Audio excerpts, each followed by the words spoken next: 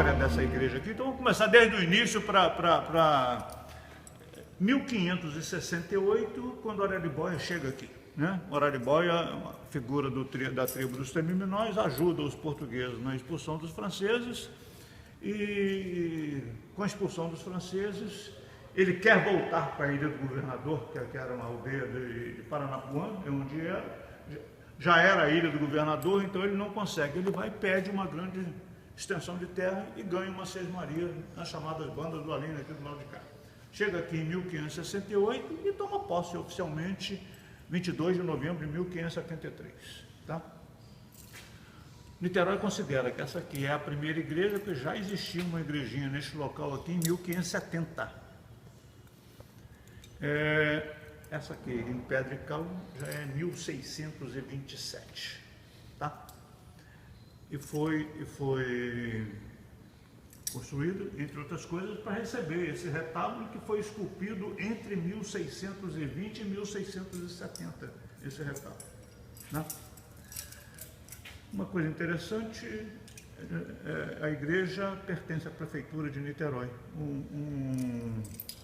Otávio Carneiro, que foi prefeito no início do século XX, ele entendendo que a igreja tem um valor histórico muito grande, ele desapropria a igreja. Então, a desapropriação só começa lá em 1905, 1906 e termina em 1934. Sendo da prefeitura, de 1999 a 2001, a prefeitura fez aqui um trabalho de restauração. Tá? A igreja estava abandonada há muito tempo, o retábulo estava todo preto, torto, o cupim tinha comido boa parte dele, ele foi todo desmontado e foi refeito da maneira como vocês estão vendo. Eu lembrei dessa história porque você estava vendo essa pintura aqui. Quando nós chegamos aqui para restaurar, isso aqui estava coberto com 5 ou 6 camadas de cal. A gente nem sabia da existência dessa pintura. Então, o trabalho de prospecção é que permitiu descobrir essa pintura aí. Quem foi? O Domingo Telecheia, é um argentino que não sei hoje, primeiro ele saiu daqui, ele foi embora para São Paulo, depois eu soube que ele estava na Bahia, tá? Mas é um argentino especializado nisso. Isso foi todo desmontado e foi refeito da maneira como vocês estão vendo, tá? E o financiamento, o dinheiro, quem... É oficial. O IFAM mesmo? Foi na época, foi o Ministério da Cultura, na época. O IFAM mesmo, quem trocou IFAM, dinheiro, né? alguma coisa do IFAM. Porque o IFAM às vezes dá e não dá, não é conforme. Depende. Não pode ajudar todo mundo que não tem dinheiro para... E outra coisa que acontece é o seguinte, a gente... Que delícia. Eu vou dar um corte. Seu nome? Egídio Perpétuo, tá? Meu telefone é 98174-4384. Isso. Precisando visitar a igreja, com o maior prazer, qualquer hora, qualquer dia, estou à disposição. Obrigado em nome do Instituto Histórico e Geográfico Itaburaense. Obrigado por esperar por nós e abrir a porta para a visita. Isso é um privilégio, João, é um privilégio. Eu tenho esse privilégio. Eu brinco que ainda me pagam para fazer isso.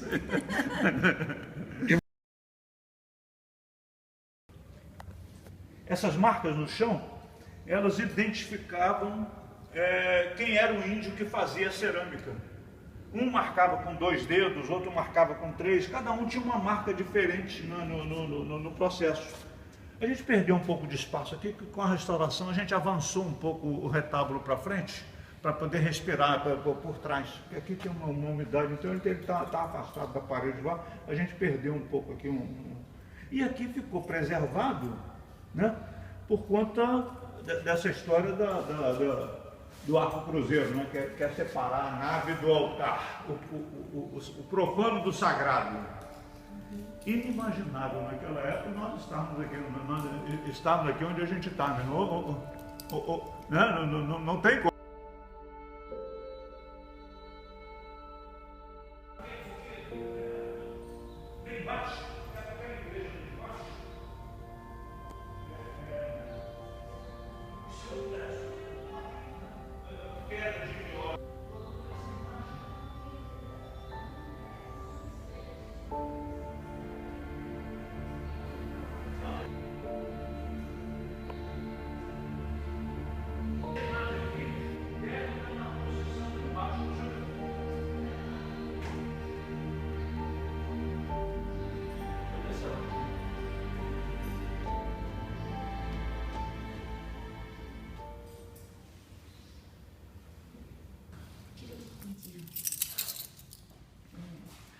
Essa via sacra aqui é uma via sacra. Tá? Bonita, é bonita. Aqui, isso aqui é nós tiramos Isso aqui é o original dos tijolos, né? Olha, João, como era o assentamento dos tijolos. Originais da igreja. Oi, Fê. João. Concha, pedra e cal.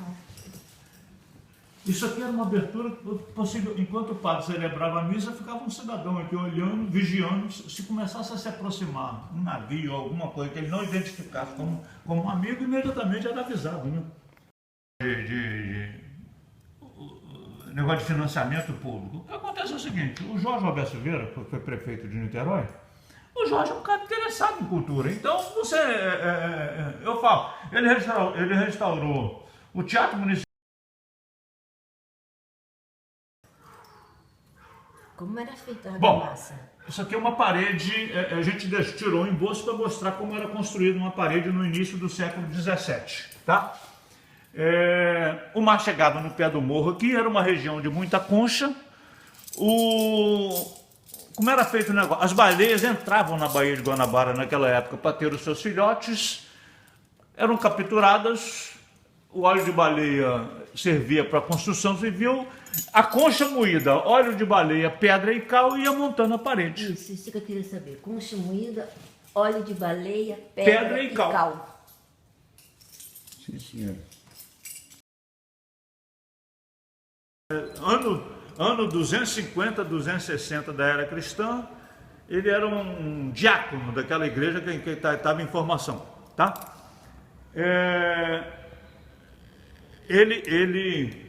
O imperador Aureliano, achando que a igreja tinha dinheiro, prende o São Lourenço e obriga o São Lourenço a entregar o tesouro da igreja.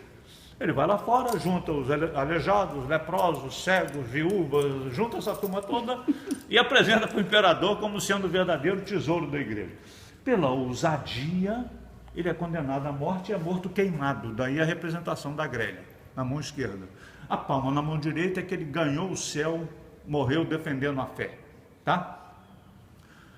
Uma segunda historinha que estudiosos da história de Niterói dizem que houve uma intenção de colocar o São Lourenço como patrono, dado um costume dos índios na época. As tribos que habitavam a região nem sempre eram amistosas.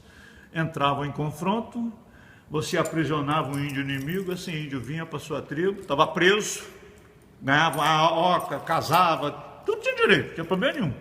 Numa determinada época do ano, num daqueles rituais dos índios, era dada uma festa, todo mundo era convidado. Num determinado momento da festa, esse guerreiro que tinha sido capturado, ele era morto, ele era preparado e ele era assado numa chamada grelha de moquém dos índios. Era assado e toda a tribo comia um pedacinho do cara, com aquela história de vai adquirir a sua força, a sua inteligência, a sua coragem, essa coisa toda. Mas da tribo rival? Tribo rival, porque assim...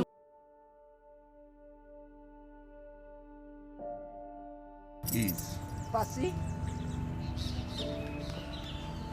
Vamos. Olha. Vai.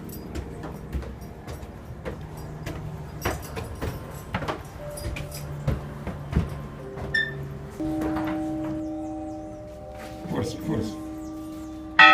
Puxa devagarzinho. Não puxa pra baixo, não pro lado só. Daqui a pouco eu vou deixar que tem missa.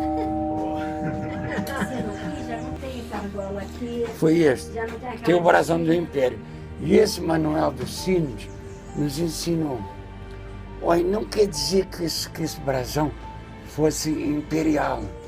Era a fábrica que fundia os sinos na época, que usava esse logotipo do tempo do Império. Não quer dizer que pertencesse ao imperador. Era a fábrica que tinha esse logotipo. O que ele está gritando? A porta está aberta. Será que é da igreja?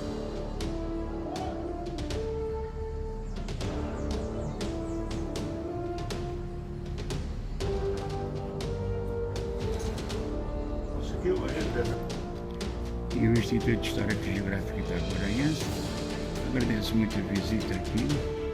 Aqui, ó. Pode imaginar.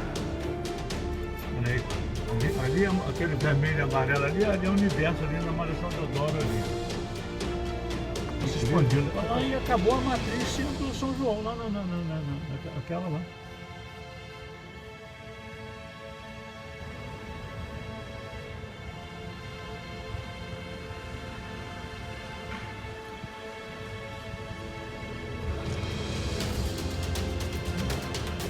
Aí